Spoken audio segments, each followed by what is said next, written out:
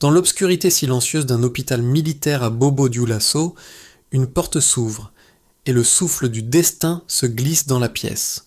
Aucun cortège, aucun discours, seulement Ibrahim Traoré posant sa main sur l'épaule d'un soldat bandé, geste simple qui renverse le sens du pouvoir. Le leadership, ici, ne s'annonce pas.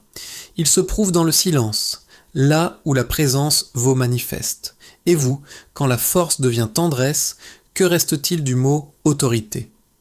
Sous le regard du monde, le Burkina Faso avance entre cendres et renaissance, porté par une promesse que peu croyaient encore possible. Le véritable enjeu n'était pas seulement de réformer une armée, mais de recoudre le tissu d'un pays blessé par des années d'abandon. Chaque pas vers la reconstruction devenait une épreuve, prouver qu'un État africain pouvait se relever sans tuteur ni capitaux étrangers, seulement par sa propre cohésion. La promesse est simple, restaurer la dignité en réapprenant à se tenir debout. Les premiers mois du capitaine furent un test de foi collective, un pari risqué sur la loyauté et la patience. Car la souveraineté, ici, n'est pas un mot d'ordre, c'est une endurance. Et si l'on veut comprendre le phénomène Traoré, il faut regarder non pas les discours, mais les visages de ceux qui l'a fait se redresser. Décembre 2024. Un nom revient dans les rapports militaires de Ouagadougou, celui d'un certain colonel Moussadou, promu général pour avoir tenu la ligne à Kaya sous le feu des insurgés. C'est la première pièce d'un plan plus vaste qu'Ibrahim Traoré dévoile sans jamais l'annoncer. Reconstruire la colonne vertébrale d'une armée épuisée, non par des slogans mais par des actes. Sous sa direction, le commandement cesse d'être une tour d'ivoire, il devient un réseau où la décision circule comme l'oxygène depuis le terrain jusqu'au sommet. Les chiffres racontent le reste. 5 brigades d'intervention rapide, 30 jours pour remettre en vol les hélicoptères cloués au sol, 100 bases ravitaillées sans délai. Mais derrière ces métriques se cache une révolution silencieuse. La confiance. Les soldats ne parlent plus d'ordre. Ils parlent de respect. Ce glissement de vocabulaire traduit un glissement de civilisation politique. L'autorité ne vient plus du grade, mais du partage du risque. Dans les casernes, le moral remonte comme une flamme qu'on croyait éteinte. Un combattant confie à la radio nationale. Pour la première fois, quelqu'un se bat pour nous. Le récit officiel parle d'efficacité, mais les témoins parlent de fraternité. Et c'est là que se joue la bascule. Quand une institution cesse d'obéir par devoir pour servir par conviction. La presse étrangère s'attarde sur la consolidation du pouvoir. Les soldats, eux, voient la consolidation de l'esprit. Sous la figure d'Ibrahim Traoré, l'uniforme cesse d'être une distance. Il devient une appartenance. Et dans cette appartenance, le pays tout entier découvre sa propre image redressée. Le renouveau n'a pas commencé sur un champ de bataille, mais dans un couloir d'hôpital. Là où un geste discret a ravivé la foi d'une nation. Le changement, au Burkina Faso, n'a pas pris la forme d'un décret, mais d'un visage, celui d'un jeune capitaine en treillis, marchant dans la poussière des casernes plutôt que sur les tapis rouges. Ibrahim Traoré ne s'est pas présenté comme un messie, mais comme un miroir. Autour de lui, des figures comme le colonel Rimba Ahmed Herman ou les volontaires du VDP incarnent ce qu'il appelle la loyauté partagée, une armée reconstruite non par ordre, mais par reconnaissance mutuelle. Quand il parle avec un soldat, c'est un homme qui écoute avant de commander. Et cette inversion du rapport hiérarchique produit un effet inattendu. La peur se transforme en énergie, la résignation en discipline. Dans les garnisons, les hommes blessés se remettent à rire, à parler d'avenir, les civils eux-mêmes sentent ce souffle neuf, car l'uniforme n'est plus distance, nung appartenance. Les mots nation et armée cessent d'être opposés. Ils fusionnent dans une même pulsation. L'impact ne se mesure pas en décret, mais en regard levé. Et pour beaucoup, cette première année du capitaine n'est pas une réforme militaire, c'est une rééducation morale. Ceux qui obéissaient par fatigue servent désormais par conviction. Et lentement, dans le tumulte du Sahel, la loyauté devient le ciment d'une souveraineté retrouvée. Un pays qui croit de nouveau à lui-même commence toujours par un homme qui croit encore à ses hommes. Tout s'accélère au tournant de 2025. Les premières semaines voient la création des brigades Bure, unités légères capables d'intervenir en quelques heures sur plusieurs fronts. Leur devise, agir vite, frapper juste, disparaître avant l'ombre, condense la philosophie d'Ibrahim Traoré. Le mouvement vaut stratégie. En janvier, les communications rétablies entre Dori et Kaya permettent de synchroniser les offensives, réduisant de moitié les pertes dans les zones rouges. Février apporte un tournant plus symbolique. Le président quitte son bureau pour passer 2 nuits en base avancée. Sans caméra, sans protocole, il partage la ration des soldats et écoute leurs griefs. Ce geste, raconté à voix basse dans tout le pays, vaut 100 discours. L'armée découvre que le commandement n'est plus un sommet, mais un cercle. Mars marque la deuxième phase, la réorganisation de la logistique. Les dépôts d'armes rouvrent, les convois reprennent, les hélicoptères longtemps immobilisés redécollent, le peuple voit de nouveau son drapeau dans le ciel du Sahel. Et dans ce ciel, chaque vol est un acte de foi. La rumeur d'un renouveau se propage des casernes au marché. Les familles des soldats écrivent qu'on entend enfin des voix rassurées au téléphone. Pour la première fois depuis des années, les hommes de l'armée rentrent chez eux avec le sentiment d'avoir avancé. Mais tout élan porte sa contrepartie. Dès avril, des observateurs étrangers parlent de militarisation accélérée. Washington, Paris, Bruxelles s'interrogent. Le jeune capitaine ne prendrait-il pas goût au pouvoir ? À l'intérieur, les critiques existent aussi. Certains civils craignent qu'une armée réhabilitée n'efface les contre-pouvoirs. Traoré répond peu, mais agit. Il crée des programmes pour intégrer les bénévoles VDP et les blessés de guerre dans la reconstruction civile. Le message est clair, notre force ne sert qu'à protéger la vie. Juin, Dom de Tan Dzidji 2025. Inauguration d'un centre médical militaire à Bobo Dioulasso, symbole du virage humain du régime. Là où la guerre divisait, le soin unit. Chaque lit occupé devient mémoire vivante du pays. C'est le point culminant du premier cycle. La violence n'est plus un but, mais un souvenir transformé en discipline. Et quand les caméras occidentales reviennent, elles ne trouvent pas un dictateur, mais une scène, des soldats blessés qui saluent un président venu sans escorte. La montée de Traoré, d'un événement à l'autre, suit une ligne claire, celle d'un pouvoir forgé, non dans la conquête, mais dans la constance. Sous ses pas, la poussière du Sahel se lève comme un témoin muet. Le Burkina Faso, longtemps relégué, réapprend la verticalité. Et si la guerre forge les nations, celle-ci en forge une autre, une nation qui choisit de ne plus se soumettre. Pour comprendre l'ampleur du tournant, il faut regarder les chiffres.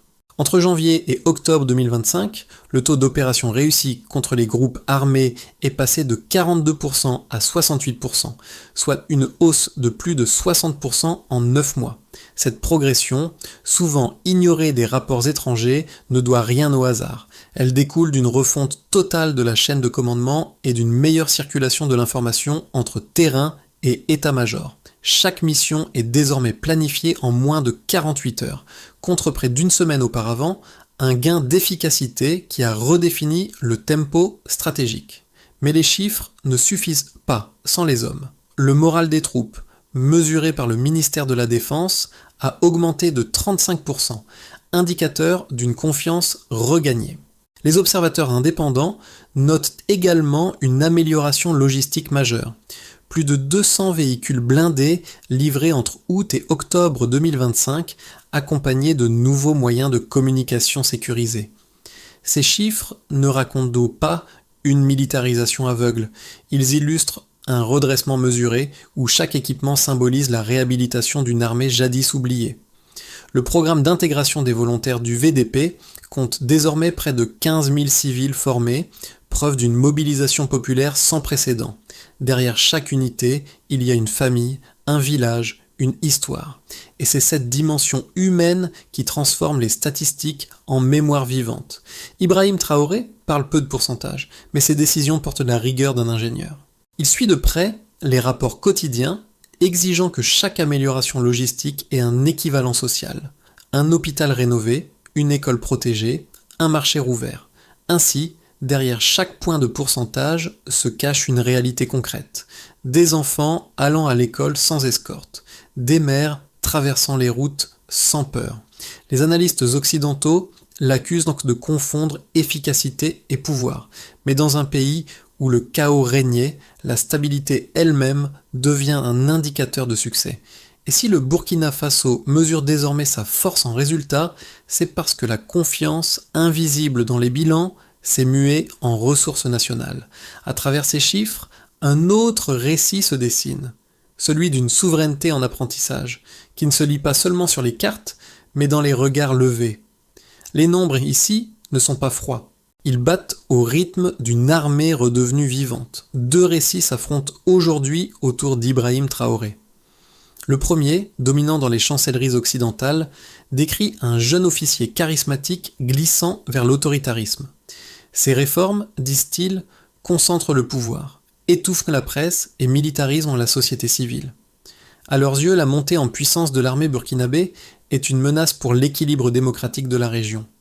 Les mots discipline et loyauté deviennent suspects, traduits en langage diplomatique par culte du chef. Le second récit, celui que portent les rues de Ouagadougou, parle d'autre chose, d'un peuple fatigué d'être spectateur de sa propre misère. Pour beaucoup, la verticalité de Traoré n'est pas une dérive, mais une nécessité après le chaos. Il rappelle que l'aide étrangère, pendant 20 ans, n'a ni stoppé les attaques, ni nourri la confiance. Ce que les observateurs appellent contrôle, eux l'appellent protection. Et ce qu'on nomme populisme à Washington se traduit ici par présence sur le terrain. Entre ces deux thèses, la vérité est moins tranchée qu'elle n'est vécue. Oui, le pouvoir s'est resserré, mais il s'est aussi incarné. L'armée n'est plus un instrument, c'est une conscience. Et dans un pays où la survie quotidienne prime sur les abstractions politiques, la souveraineté n'a pas besoin de mode d'emploi, seulement d'un visage. Celui d'un capitaine qui marche dans la même poussière que ses soldats. Les débats sur les droits, la liberté, la forme du régime ne sont pas illégitimes, mais ils ignorent souvent le fond, la dignité d'une population qui pour la première fois se sent regardée. Entre la peur de l'ordre et la peur du vide, Traoré a choisi l'ordre, au risque de déranger ceux qui préféraient le silence du chaos. Debout, sans permission. Ces 3 mots, lancés par Ibrahim Traoré lors d'un discours de juillet 2025, condensent toute la mutation en cours. Le Burkina Faso n'attend plus qu'on le sauve.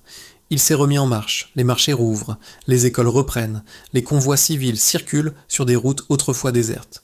Mais derrière cette accalmie, le président sent le poids du regard international.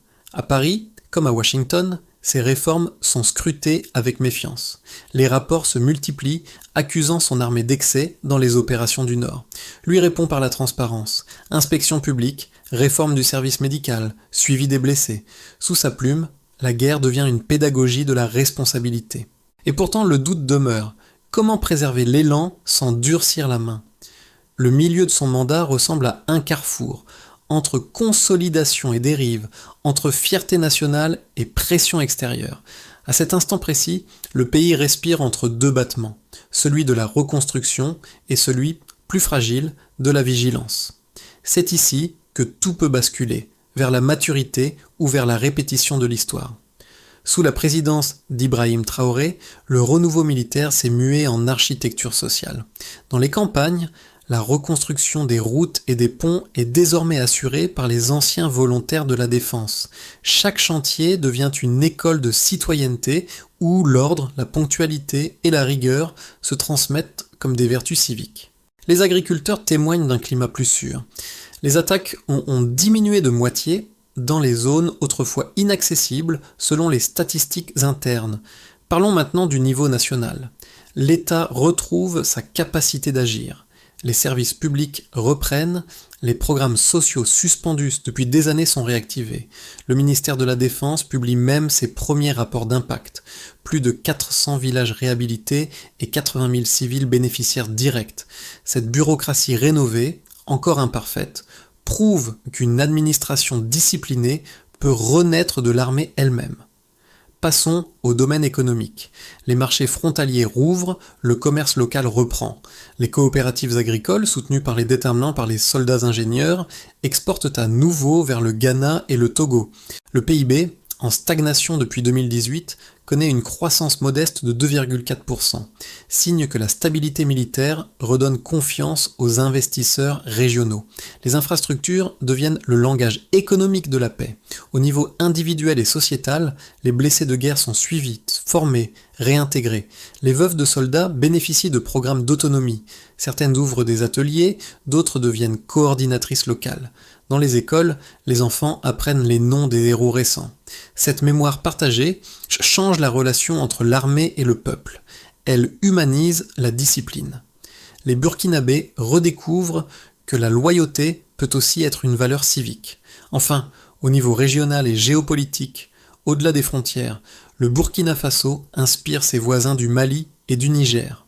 Les trois pays parlent d'un axe d'indépendance, affranchi des tutelles occidentales. Mais ce succès inquiète. Les chancelleries européennes y voient un précédent dangereux, celui d'une Afrique se gouvernant sans permission. Pourtant, sur le terrain, les populations se sentent simplement reconnues. La dignité retrouvée dépasse les alliances. Ainsi, le pays transforme chaque victoire tactique en gain moral, chaque réforme militaire en cohésion sociale. Le risque, bien sûr, reste la tentation du pouvoir prolongé. Mais pour l'heure, le peuple mesure les résultats en écoles ouvertes et en récoltes sauvées, non en slogans. Ibrahim Traoré devient, malgré lui, la métaphore d'un continent qui se redresse, lentement, sûrement, mais debout. L'avenir du Burkina Faso se joue désormais sur 3 trajectoires possibles que même Ibrahim Traoré ne contrôle qu'en partie. D'abord, le scénario de base, la stabilité prudente. Dans cette option, l'armée consolide ses acquis sans s'étendre davantage. Les brigades Bur continuent de sécuriser les zones frontalières, tandis que le gouvernement investit dans la logistique civile. Les tensions diplomatiques persistent, mais sans rupture ouverte avec l'Occident. La priorité reste la reconstruction. Routes, écoles, hôpitaux. Cette lente stabilisation serait un succès relatif. Un pays encore pauvre mais debout. Ensuite, le scénario optimiste, la maturation institutionnelle. Ici, la discipline militaire s'étend à l'administration. Le modèle de commandement devient une culture de service public. La corruption recule, la presse locale regagne de la liberté, et les coopératives civiles militaires assurent un équilibre entre contrôle et participation. La croissance économique dépasse 4%, tirée par la production agricole et l'énergie solaire. Dans ce scénario, Traoré devient non seulement un chef d'État, mais un formateur de cadres. Le Burkina Faso entre dans l'histoire comme le premier pays sahélien à convertir la guerre en modèle de gouvernance civique. Enfin, le scénario pessimiste, le durcissement sous pression. Si la défiance internationale s'intensifie, le risque d'isolement s'accroît. Les sanctions et la propagande étrangère pourraient réduire les investissements, tandis qu'une opposition intérieure frustrée par la lenteur des réformes chercherait un prétexte. Dans cette dérive, le pouvoir, acculé, pourrait resserrer encore sa main, affaiblissant l'élan de liberté né du renouveau militaire. Le pays tiendrait, mais au prix d'un rétrécissement du souffle qui l'a fait renaître. Entre ces 3 voies, la différence ne tient pas au hasard, mais à un principe, savoir quand relâcher le poing pour garder la main. Le leadership véritable ne se mesure pas à la force des ordres, mais à la durée de la confiance qu'ils inspirent. Pour la majorité des Burkinabés, le changement ne s'évalue pas dans les communiqués, mais dans le quotidien. Dans les villages, les femmes racontent que les convois de farine arrivent à l'heure. Dans les marchés, les jeunes parlent de sécurité avant de parler de politique. Et dans les écoles, les enfants apprennent à dessiner le drapeau avec fierté, non par consigne, mais par reconnaissance. Le projet d'Ibrahim Traoré touche les 3 cercles du peuple. Le travailleur, qui retrouve un sens à son effort, le soldat, qui n'est plus un instrument, mais un modèle, et le citoyen, qui recommence à croire que son pays peut exister sans tutelle. Cette transformation du regard collectif constitue peut-être son plus grand succès. Pourtant, chaque émotion publique contient son ombre. L'admiration peut devenir dépendance, la loyauté, adoration. Traoré le sait et tente de prévenir cette dérive par des gestes simples. Refus d'affiches officielles à son effigie, multiplication des tournées locales, dialogue communautaire. Il se présente moins comme une figure de gloire que comme un coordinateur de courage. À la radio nationale, une phrase résume ce moment. Nous ne suivons pas un homme, nous marchons à son rythme. Ce rythme, c'est celui d'un peuple qui veut reconstruire sans répéter les erreurs du passé. Et si la figure du capitaine inspire encore, c'est qu'elle rappelle à chacun que la dignité n'est pas une faveur, mais une tâche quotidienne. Ibrahim Traoré présente désormais la reconstruction comme une méthode plutôt qu'un miracle. Son plan d'action s'articule en 5 étapes, mêlant logistique, sociale et éthique. Premièrement, revaloriser les fondations. Chaque ministère doit adopter la rigueur militaire. Ponctualité, transparence, suivi des résultats. Les fonctionnaires se reçoivent dans des formations inspirées des académies d'officiers, non pour militariser l'État, mais pour y insuffler la discipline de service. Deuxièmement, consolider la chaîne logistique. Priorité absolue. Routes et énergie, des ingénieurs issus de l'armée sont détachés vers les travaux publics pour reconstruire les infrastructures essentielles d'ici juin 2026. L'objectif est clair, aucune région ne doit rester isolée. Troisièmement, humaniser la défense. Les blessés de guerre, les veuves et les orphelins sont intégrés dans le dispositif social. L'agence ASVIG suit chaque dossier comme une dette d'honneur nationale. Cette inclusion transforme la mémoire du sacrifice en moteur de cohésion. Quatrièmement, partager la responsabilité. Les communautés locales sont invitées à co-diriger les programmes de sécurité rurale. La souveraineté devient collective, une discipline civique plutôt qu'une obéissance passive. Cinquièmement, mesurer pour durer. Chaque trimestre, un rapport public doit évaluer la performance de l'État selon des indicateurs simples. Temps de réaction, accès aux services, perception de sécurité. Traoré insiste, le courage n'est rien sans preuve. Cette feuille de route ne promet pas la perfection, mais la constance, le vrai luxe des nations durables. Le soir tombe sur Ouagadougou. Dans la lumière orangée, Ibrahim Traoré traverse une cour où résonnent les pas des jeunes cadets qu'il forme désormais. Un instant, il s'arrête, observe les drapeaux suspendus au vent et murmure « Nous avons appris à défendre. Maintenant, apprenons à durer. » Cette phrase, simple, relie tout son parcours, du soldat silencieux de Bobo Dioulasso au chef d'État qui a transformé la blessure en projet. Pour ceux qui l'ont suivi, cette histoire n'est pas celle d'un homme, mais d'une rééducation collective, celle d'un peuple qui s'est redressé sans attendre d'autorisation. Le pays a retrouvé son souffle à travers le sien, et la discipline est devenue la nouvelle tendresse nationale. Le Burkina Faso n'a peut-être pas encore trouvé la paix, mais il a trouvé son rythme. Et dans le vacarme du monde, cette constance, si rare, vaut victoire. Ce récit du Burkina Faso n'est pas seulement une chronique de pouvoir, c'est une invitation. Car ce que montre Ibrahim Traoré, c'est qu'un pays peut renaître sans triomphalisme, simplement en retrouvant sa cohérence. À l'heure où tant de nations vacillent entre fatigue et résignation, son exemple rappelle que la dignité n'a besoin d'aucune permission. Reste à chacun de choisir sa place dans cette histoire. Observer, critiquer ou participer. La reconstruction d'un peuple n'appartient jamais à un seul homme, elle commence quand le regard cesse d'être indifférent. Le Burkina Faso, à sa manière, tend un miroir au monde. Que ferions-nous, nous aussi, si le courage redevenait contagieux ? Alors, si cette histoire vous a touché, partagez-la. Non pour glorifier, mais pour comprendre. Car peut-être que la vraie révolution n'est pas dans les armes, mais dans la mémoire de ceux qui osent encore croire.